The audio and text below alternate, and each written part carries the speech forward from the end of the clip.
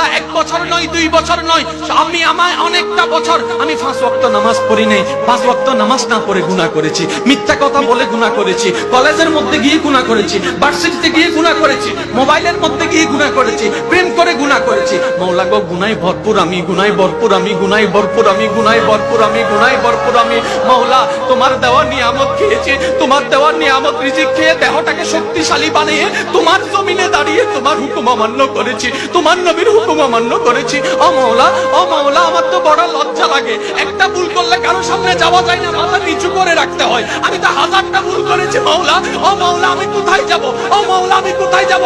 আল্লাহ পাক বলে বান্দারে, পৃথিবীর শ্রেষ্ঠ উদাহরণ মায়ার জন্য, মমতার জন্য, দরদের জন্য, মমতার জন্য মায়ের উপমা দেওয়া হয়, মায়ের উপমা দেওয়া হয়। ও বান্দা তুই শোন, তুই শোন, কখনো যদি দেখিস তোর মায়ের দরজা তোর জন্য বন্ধ হয়ে যায়, তখন তুই এতটুকু বিশ্বাস থাকবি তোর রহমানের দরজা তোর জন্য খোলা আছে।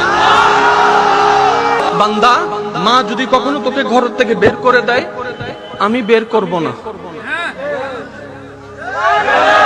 আমি আমার আল্লাহর কথা বলছি না, আমি আমাদের আল্লাহর কথা বলছি।